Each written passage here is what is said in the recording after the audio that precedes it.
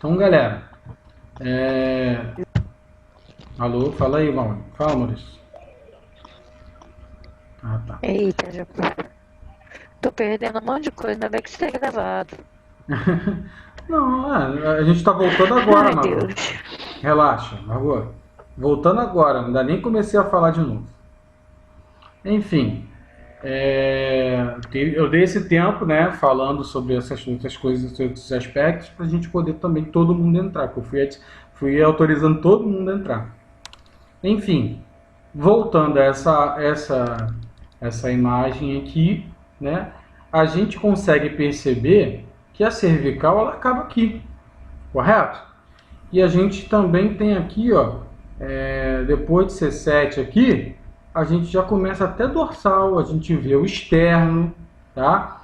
Então, é possível que a gente preste atenção que aqui nessa imagem a gente vai acima do palato duro, então a gente vê orofaringe, a gente vê laringofaringe, tá? A gente vê nasofaringe, porque a gente faz uma análise, assim como o livro do Biasoli, ele sugere, não sei se você se lembra, aquele estudo do Biasoli que a gente faz de vias aéreas, então a gente consegue fazer esse estudo de maneira muito mais eficaz, ok?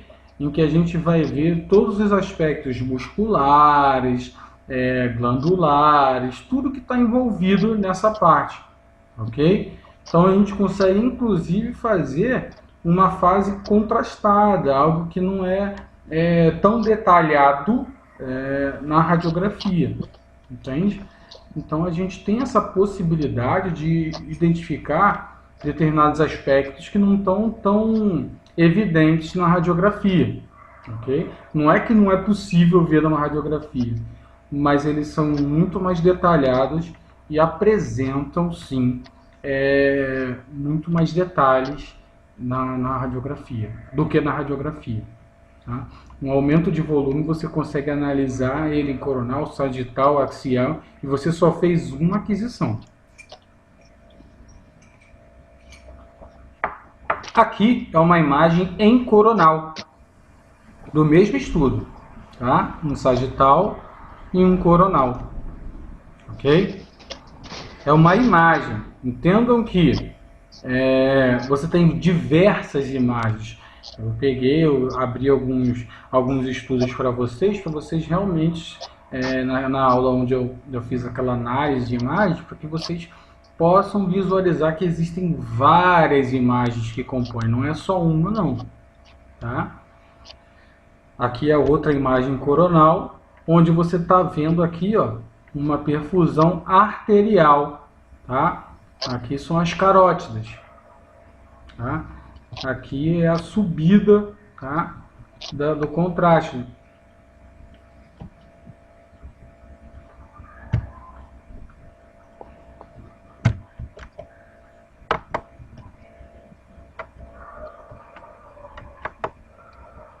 Então vai muito além do que a gente já está acostumado. A gente está sempre acostumado com C1, C2, C3, C4 até C7, tá? Então, quando a gente fala em pescoço, a gente não está falando da estrutura óssea apenas. Tá? Um pescoço ele é composto por diversas outras coisas, como o sistema nervoso, tá? Que passa entre os forames cervicais. A gente está falando também de sistema vascular, muscular, tá? Endócrino, ok? Então a gente tem aquele posicionamento com hiperextensão do pescoço, tá? Onde a gente vai ter aquela extensão assim, ó, bem grandona. A gente vai ter tentar evitar que o dente provoque aquele artefato, né, que a gente viu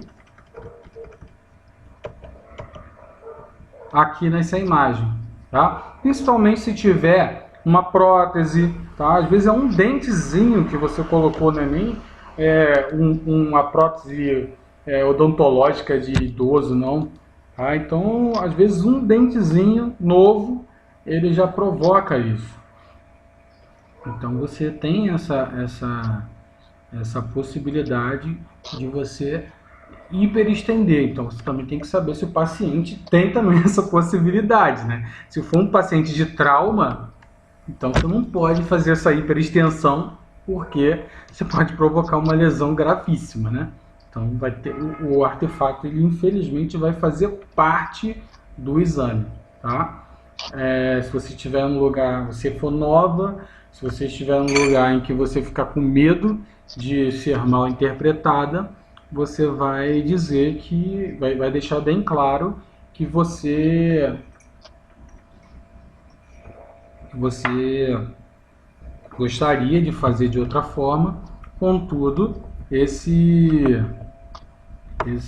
paciente ele não permitia, ok?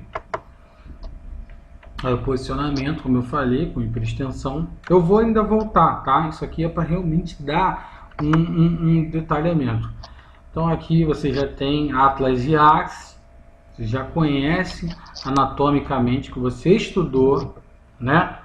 Atlas e Axis, a galera já estudou isso aí com a tia Renata, já estudou isso aí com a galera. Então você tem aí o dente do Axis, você tem a formação de C1 para você saber exatamente como é. Então é importante que você entenda que o formato deles é irregular, bem diferente dos outros, tá? Então é importante que você repare. Se, por exemplo, a gente estiver monitorando essa imagem para fazer um pescoço, é importante que você perceba que essa região aqui, ela não é nem Axis nem Atlas, por causa do formato. Você já sabe como é que é, ok? Isso aqui é uma tela, se você reparar aqui, ó, tem um corte, e aí esse outro corte é onde vai ficar aqui, ó, monitorando, fazendo vários xizinhos só naquela região, para poder monitorar quando vai chegar o contraste, tá? A gente chama de monitoramento, aí vulgarmente as empresas colocam com outros nomes que são basicamente uma exploração do inglês, que é monitoring, scan monitoring. Você tem diversas oportunidades de falar a mesma coisa, um monitoramento de quando e em que densidade vai chegar o contraste, ok? Ontem, inclusive, eu tive um desafio, né, de plantão, né? Estava de plantão ontem. Eu tive um desafio. Eu assumi, né? Eu falei para vocês que eu assumi um local, né, de trabalho que eu nunca tinha trabalhado com aparelho.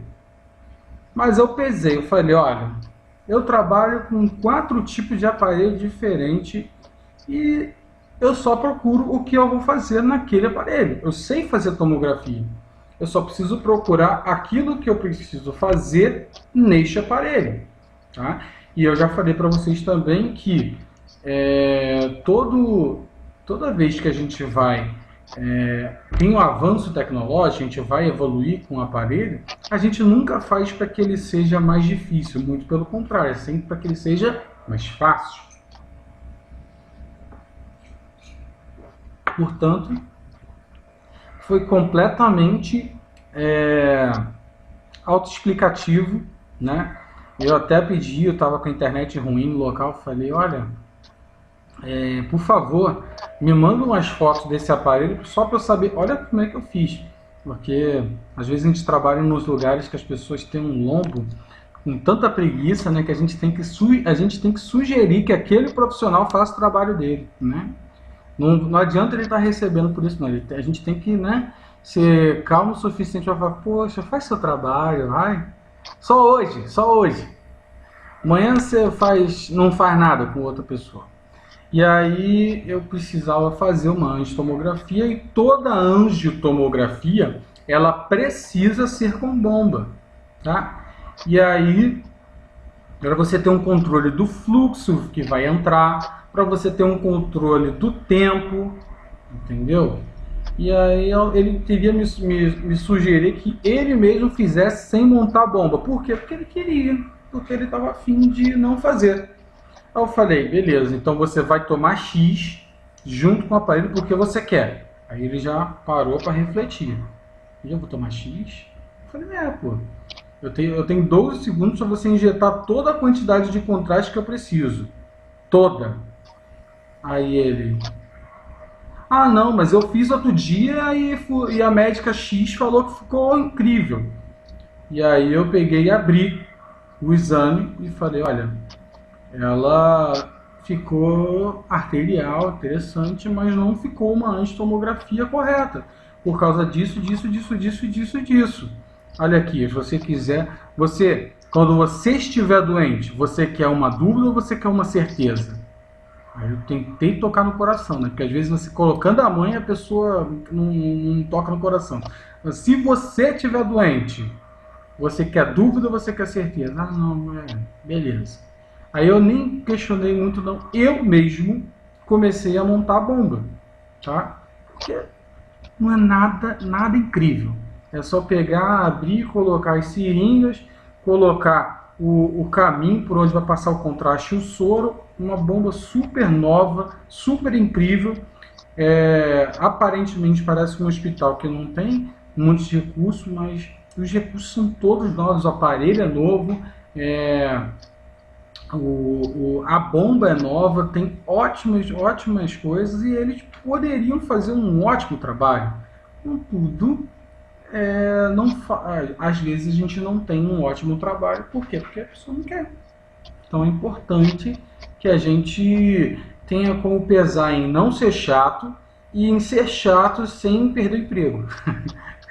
Então a gente tem que pegar e falar, pô, às vezes convencer uma pessoa a fazer o próprio trabalho. Ah, faz trabalho, vai ser tão legal se você fizer o trabalho. Enfim, essa aqui é uma forma de monitorar. Quando você escolhe uma região, tá? Aqui, ó, vou tentar dar um zoom. Distorceu pra caramba. A imagem é muito sem resolução mesmo. Quando você coloca o zoom, essa imagem ela fica monitorando aquela região. Aí ela fica aqui, ó, fazendo o monitoramento do contraste. Basicamente, essa pessoa aqui fez errado, porque está em 50 de HU. E 50 de HU está abaixo do que a gente teria de sangue. Se você botar num local que passa sangue, um ROI para poder disparar assim que ele faça com 60 de HU ou menos, ele vai disparar sem ter tido contraste.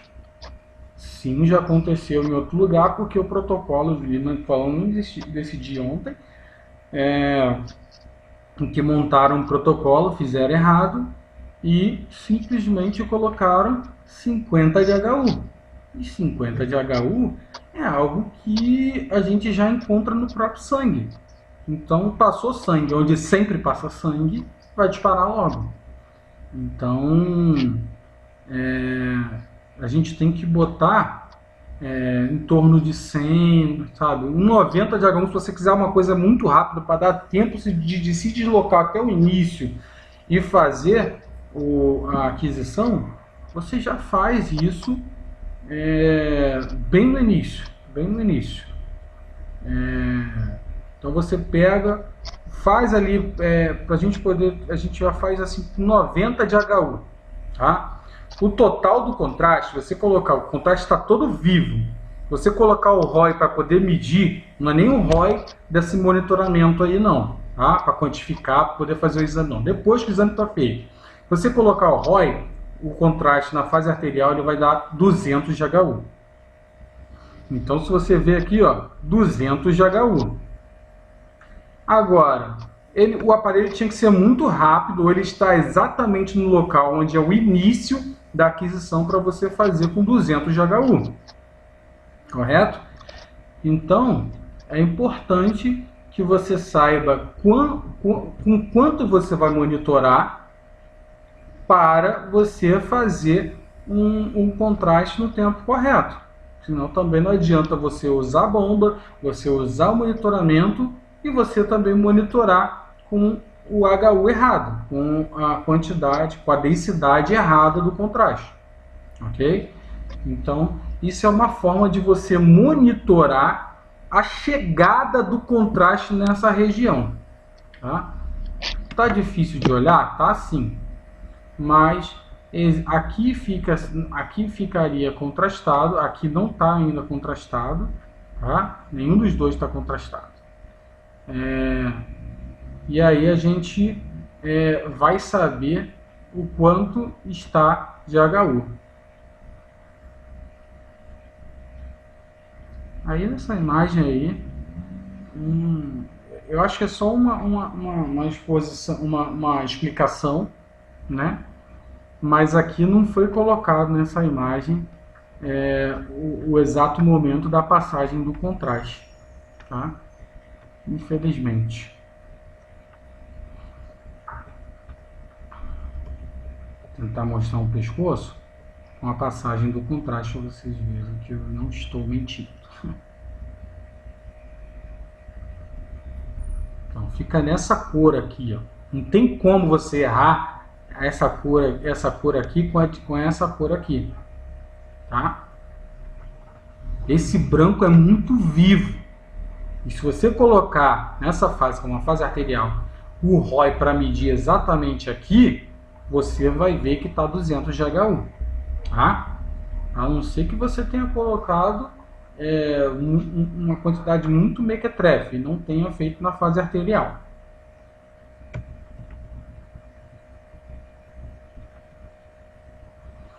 Vamos lá. Quando a gente faz... A coluna vertebral tão bonitinha.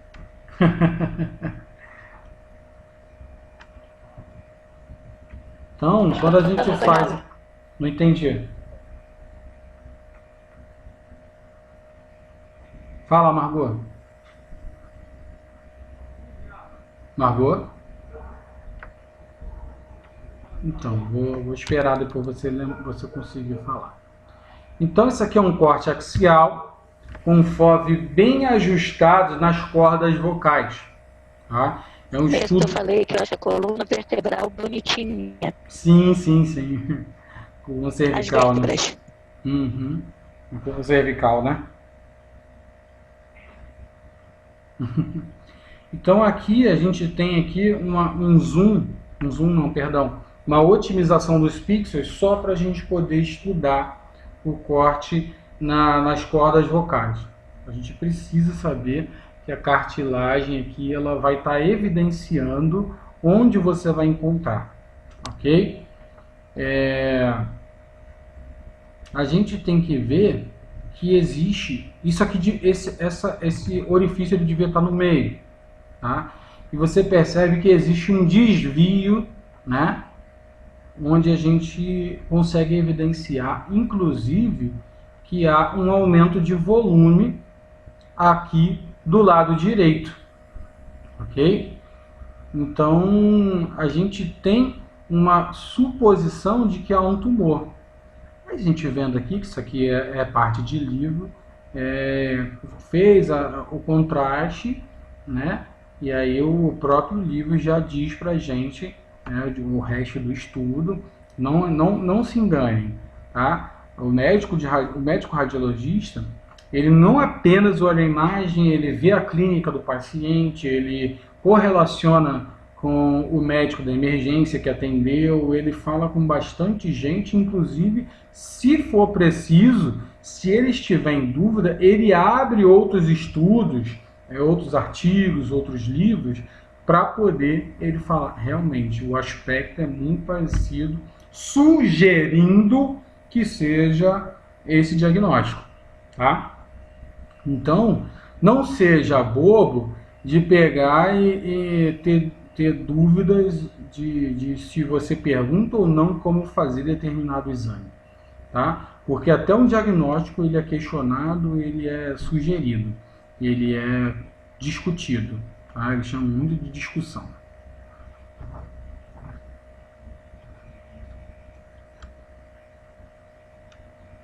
Aqui é onde você já conhece, isso aqui eu não preciso nem falar nada, Isso aqui eu tenho certeza que vocês já olham com tranquilidade. Você vê que aqui a gente tem um FOV que despreza a parte da frente, entendeu? O conduto da orofaringe, laringofaringe, da nasofaringe. E aí a gente vê aqui um FOV bem mais voltado para a cervical. A gente tem janela e filtro de osso. Tá? A gente vê tanto a coloração quanto o aspecto pelo filtro de osso, onde a gente consegue inclusive identificar essa fratura aqui por explosão. Tá? Tem uma explosão, não é explosão, né? Que a explosão fica bem esfareladinho. Tá?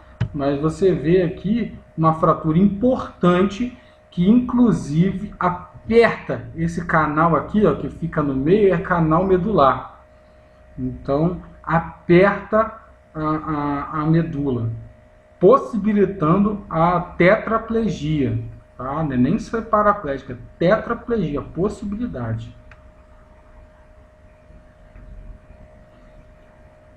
A gente tem aqui as imagens císticas que não absorvem contraste.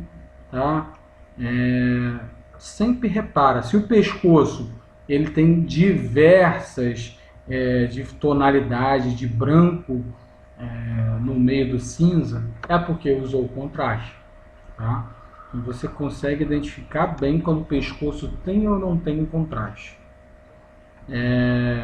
Às vezes a gente precisa melhorar bastante o FOV para a gente ver de determinadas fraturas que ficam bem escondidinhas, como essa fratura aqui, que é no processo, não é no corpo, certo?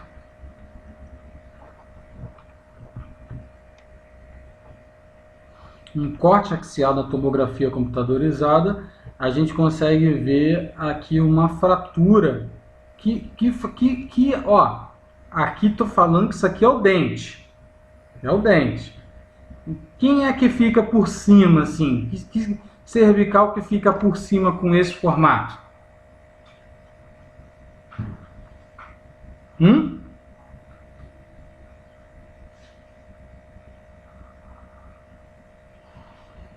Ninguém? Professor.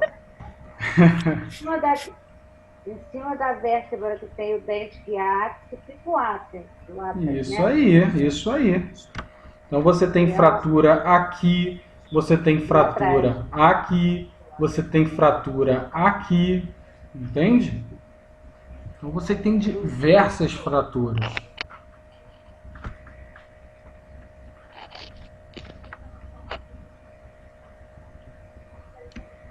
Outro exemplo, e feito inclusive em 3 vistas, tá? Em 3 reformatações. Eu tenho aqui, ó, em coronal, importância de você angular direitinho, para você ter aqui, ó, a maioria da exposição. Tem aqui em coronal, é o mesmo exame, você não vai adquirir 3 vezes. Você só precisa adquirir uma vez só. Aí você consegue ver em coronal, você vê esse traço, você até vê aqui essa fuga aqui para o lado, você vê aqui essa destruição.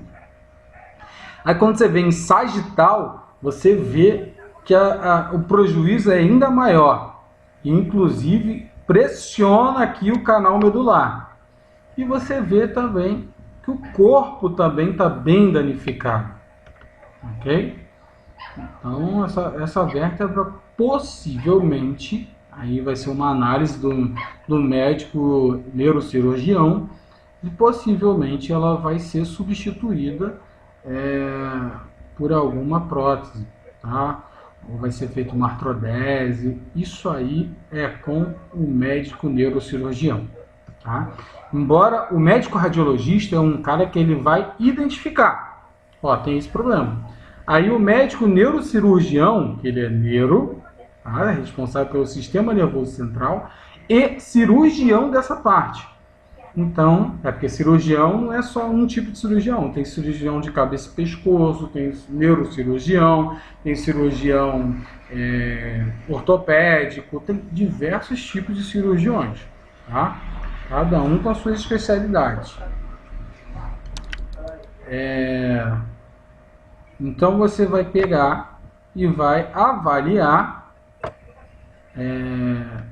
quais são ele vai avaliar, na verdade, quais são as possibilidades para esse paciente. Pode dizer. Professor, mas esse trauma aí, essa vértebra quebrada, ela não é um ápice, parece que é a quinta vértebra, né? Isso aí, deixa eu ver aqui. 1, 2, 3, 4, 5, isso aí.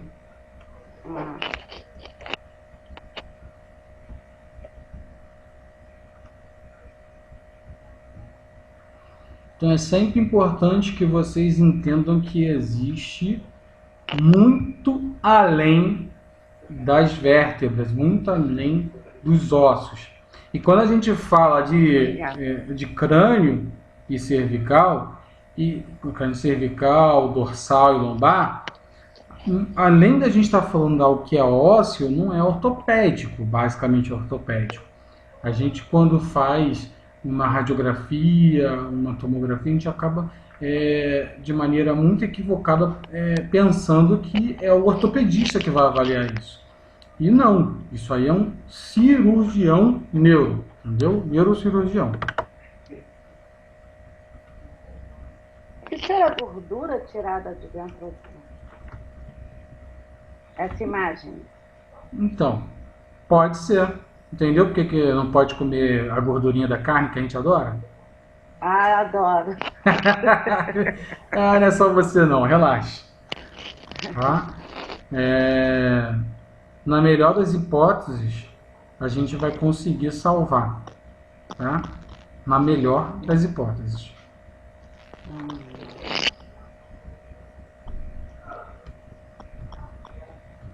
Isso aqui ela faz uma demonstração do planejamento dos cortes, né? O scout em axial, o scout em AP e o scout em perfil, tá? Aí até da própria Philips, né? Essa imagem é um planejamento dos cortes. E se você reparar, esse planejamento claramente não é o planejamento para a cervical. A cervical acabaria aqui. Mas se você ver, os planejamentos chegam aqui até o arco aórtico. Okay? Para a gente pegar os vasos do pescoço subindo. Até aqui, em cima do seio frontal, onde a gente vai conseguir também ver os vasos do pescoço se distribuindo pelo crânio, virando vasos intracranianos. Ok? Aí não passam mais a ser vasos do pescoço, eles passam a ser vasos intracranianos. E um exemplo aí, cervical, a gente vai fazer aqui, ó, bem justinho, e vai ignorar face, vai ignorar tudo, a gente vai pegar e vai utilizar o nosso FOB, o nosso pixel, para ser utilizado ali apenas na coluna cervical. Quem é esse, Lani? Não estou escutando, Lani. Quem é, Lani? É teu filho? Que cara bonitão, cara. Beleza? Faz escolher pra ele. Ficou com vergonha. Eu tenho 3 meninos. É mesmo? Que maneiro. Maneiro demais. Se Deus quiser, daqui a pouco a minha produção também começa. Isso aí. Deixa passar essa pandemia. Isso aí. Então vamos lá. Então a gente tem que ver aqui, ó, por exemplo, pescoço. A gente tem aqui o arco aórtico, como eu falei. Tá? A gente tem aqui o arco aórtico. as carótidas subindo, tá? Aí você me pergunta, professor, mas não fica colorido desse jeito. Nas outras imagens que você falou, você mostrou, não estavam coloridos. Lógico, porque isso aí é uma renderização, ou seja, desenvolvimento, que a gente faz com meia dúzia de cliques, mas a gente finge que é difícil, onde a gente, por exemplo, esse aí foi feito na Philips, tá? É bonito que é feito na Philips. E aí a gente pega e com meia dúzia de cliques a gente consegue fazer virar coloridinho assim. Já está pré-programado. Eu posso mudar as cores? Posso mudar as cores. Posso salvar uma característica diferente para ser só aquilo, só eu poder usar aquelas cores? Posso também. Mas isso aí requer você estar acordado de madrugada quando não tem mais exames, ou quando tem você vai ter que fazer exame, não adianta você pegar e ficar fazendo.